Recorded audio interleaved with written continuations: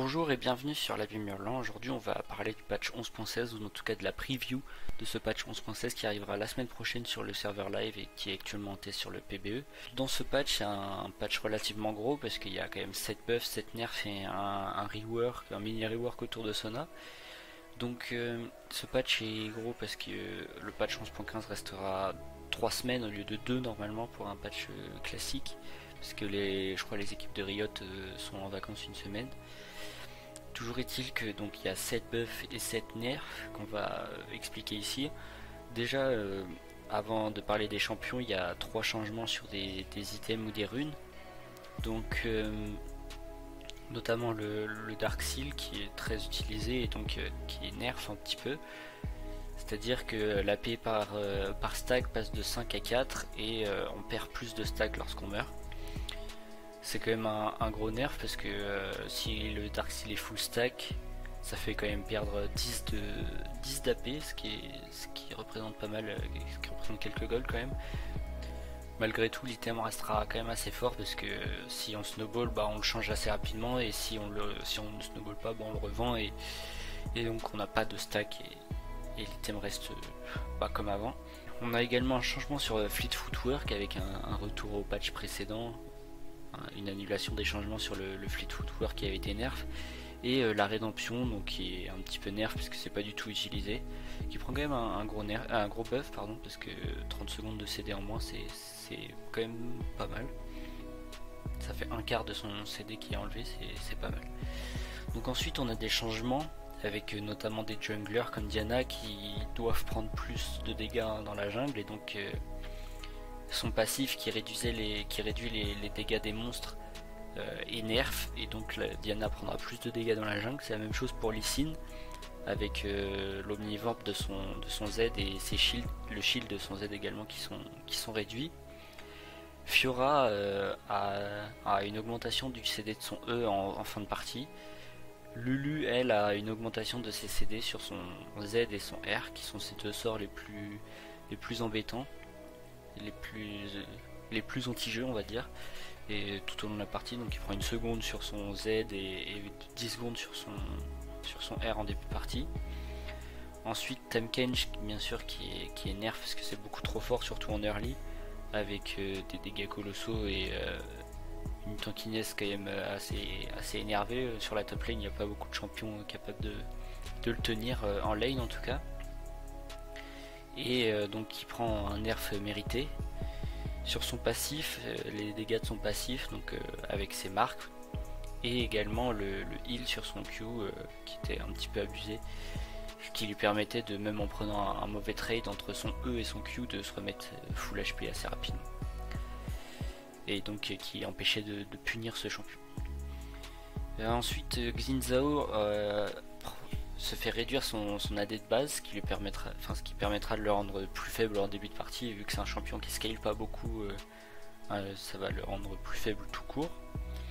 Et Ziggs donc qui récupère du mana qui lui avait été enlevé lors du patch 11.14 mais qui perd des dégâts sur son E et qui réduit également le slow dans les premiers niveaux de son E, et vu que le E ça doit être c'est pas le premier sort qu'on max, ça aura quand même des effets sur une grosse partie des games.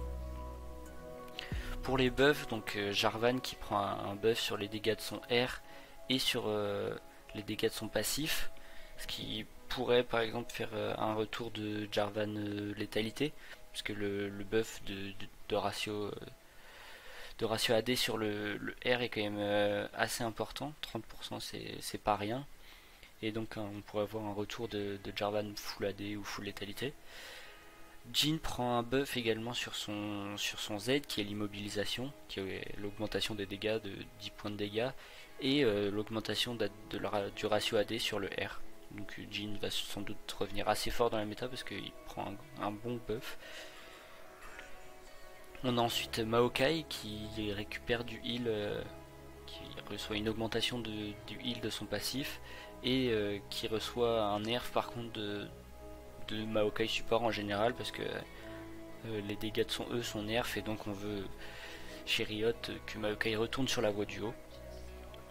Ensuite Nunu reçoit un buff avec l'augmentation de sa movement speed et des dégâts de son E, en tout cas des ratios AP.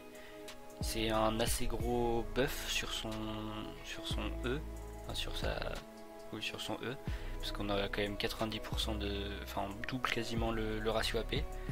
Donc peut-être un retour de Nunu full AP au mid, comme on avait pu le voir il y a quelques mois avec Faker qui avait sorti ça en solo queue. À voir, mais ça peut faire revenir Nunu dans la méta. Pour l'instant il est un petit peu absent. Shaco qui avait reçu un nerf quand même très important sur son Q, parce que lorsqu'il faisait son Q, on pouvait voir la fumée même dans le Fog of War, et donc ça a été enlevé ça, parce que c'était un énorme nerf.